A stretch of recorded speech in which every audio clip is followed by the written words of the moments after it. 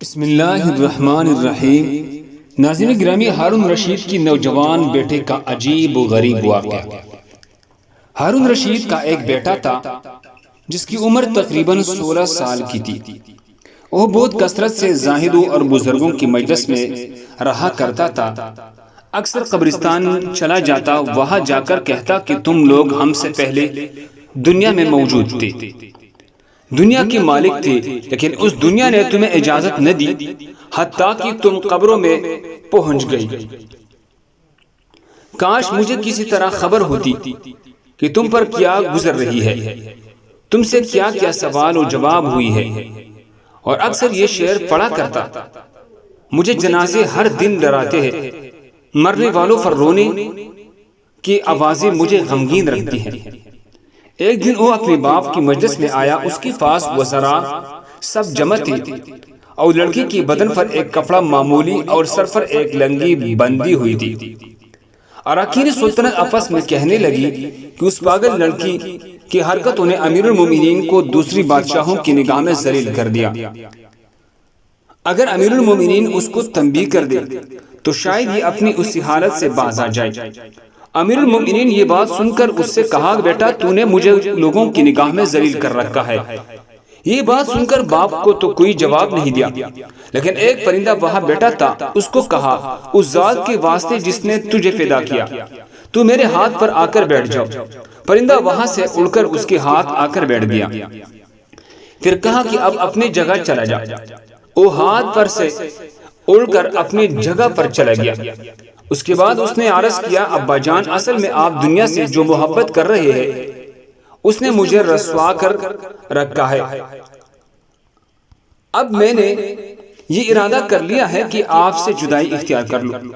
یہ کہہ کر وہاں سے چل دیا اور ایک قرآن شریف صرف اپنے ساتھ لیا۔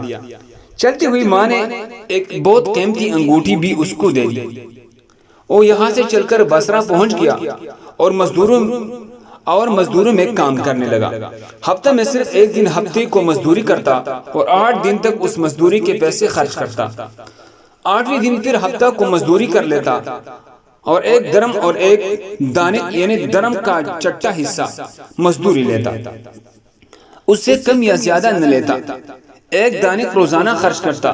ابو عامر بصری کہتے ہیں کہ میرے ایک دیوار گر گئی تھی، اس کو بنوانے کے لیے میں کسی معمار کی تلاش میں نکلا۔ میں نے دیکھا نہایت خوبصورت لڑکا بیٹا ہے، ایک زنبیل پاس رکھی ہے، قرآن شریف دیکھ کر پڑھ رہا ہے۔ میں نے اس سے پوچھا، لڑکی مزدوری کروں گے؟ کہنے لگا، کیوں نہیں کریں گے، مزدوری کے لیے تو فدا ہی ہوئی ہے، اب بتائیں کیا خدمت مجھ سے لینی ہے؟ میں نے کہا، گارے مٹی کا کام لینا ہے۔ اس نے کہا، 1 درہم اور 1 دانق مزدوری ہوگی۔ نماز کے اوقات میں کام نہیں کروں گا، مجھے نماز کے لیے جانا ہوگا۔ میں نے ان دونوں شرطیں منظور کر لی اور اس کو لا کر کام پر لگا دیا۔ مغرب کے وقت جب میں نے دیکھا اس نے 10 آدمیوں کی بقدر کام کیا، میں نے اس کو مزدوری میں 2 درہم دی۔ اس نے شرط سے زائد لینے سے انکار کر دیا اور 1 درہم اور 1 دانق لے کر چلا گیا۔ دوسری دن پھر اس کی تلاش میں نکلا، وہ مجھے کہیں نہیں ملا۔ میں نے لوگوں سے تحقیق کیا، ایسی صورت کا ایک لڑکا مزدوری کرتا ہے، کسی کو معلوم ہے کہ وہ کہاں ملے گا؟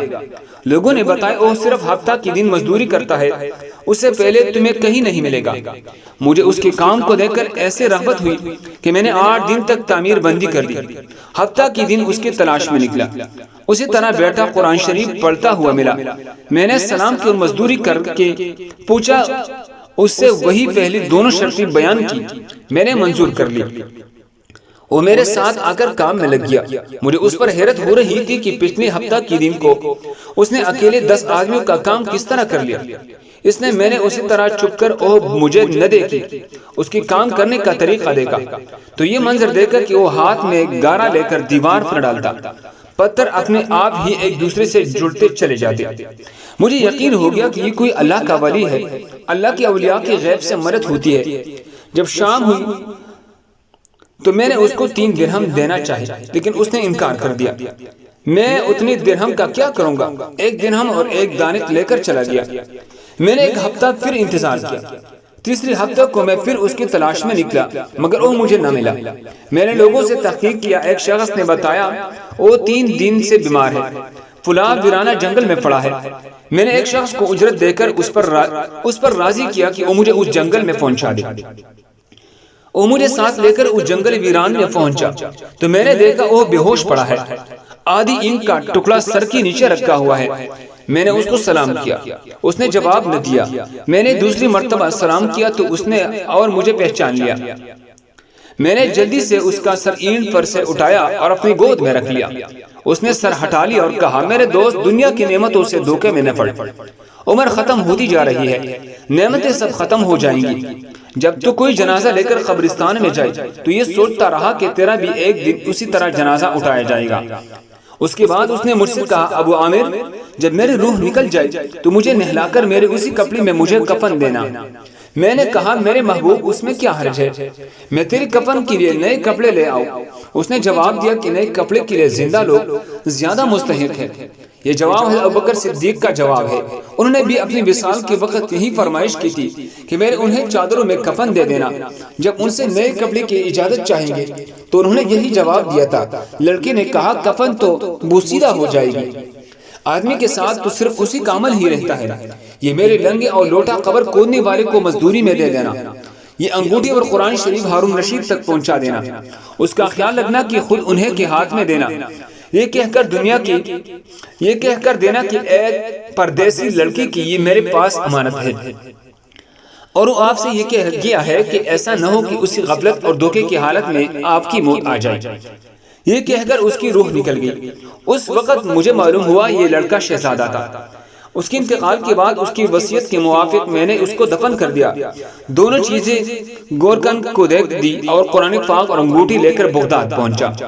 قصر شاہی کے قریب پہنچا تو بادشاہ کی سواری نکل رہی تھی۔ میں ایک اونچی جگہ کھڑا ہو گیا۔ اول ایک بہت بڑا لشکر نکلا جس میں تقریباً 1000 گھوڑے سوار تھے۔ اسی طرح یکی بعد دیگر 10 لشکر نکلے۔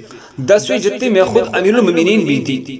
میں نے زور سے آواز دے کر کہا، اے امیر المؤمنین، آپ کو حضور اقدس کی قرابت داری کا واسطہ، ذرا سا توقف کر لیجئے۔ میرے آواز پر انہوں نے مجھے کہا اور انہوں نے مجھے دیکھا تو میں نے جلدی سے آگے بڑھ کر کہا، میرے پاس ایک پردیسی لڑکی کی امانت ہے جس نے مجھے یہ وصیت کی تھی، یہ دونوں چیزیں آپ تک پہنچا دو۔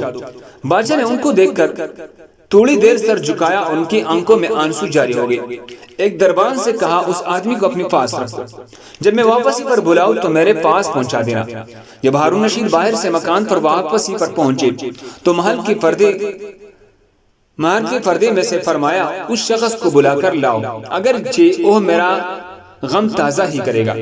دربار میرے پاس کہنے لگا، امیر المؤمنین نے بلایا ہے، اس کا خیال رکھنا کہ امیر پر صدمہ کا بہت اثر ہے۔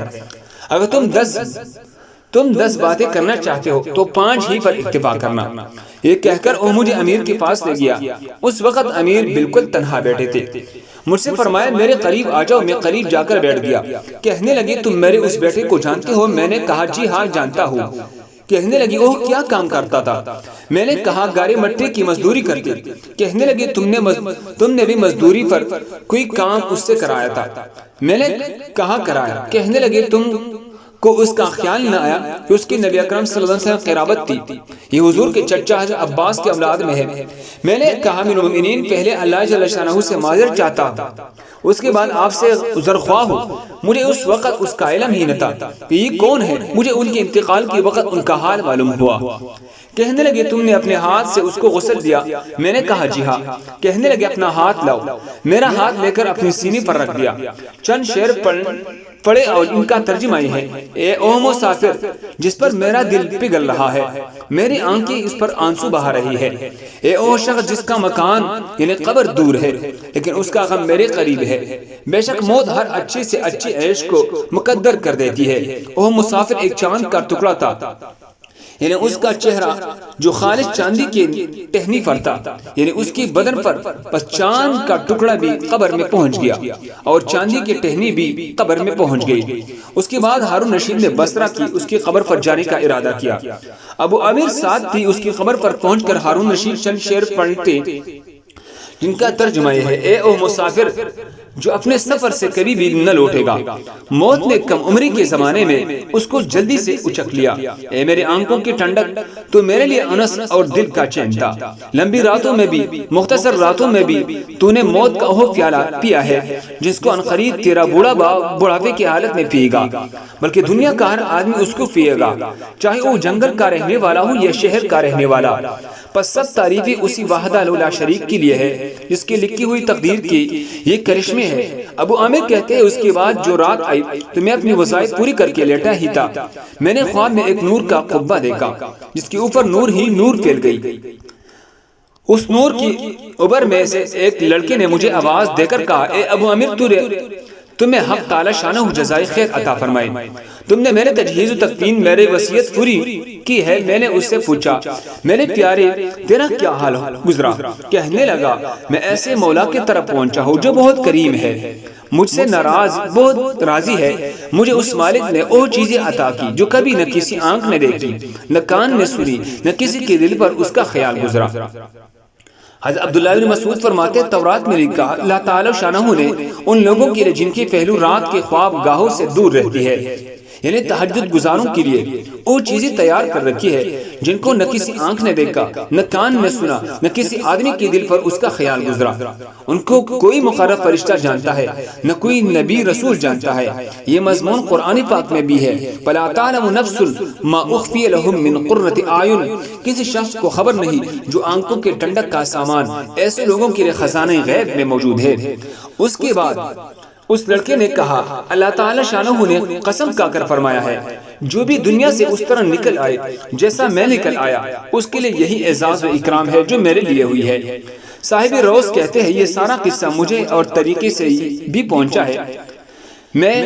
اس میں یہ بھی ہے کہ کسی شخص نے ہارون رشید سے اس لڑکی کے متعلق سوال کیا تو انہوں نے بتایا، میرے بادشاہ ہونے سے پہلے یہ لڑکا پیدا ہوا تھا، بہت اچھی تربیت پائی تھی، قرآن پاک بھی پڑھا تھا، علوم بھی پڑھی تھی۔ جب میں بادشاہ بن گیا تو یہ مجھے چھوڑ کر چلا گیا، میرے دنیا سے اس نے کوئی راحت نہ اٹھا لی۔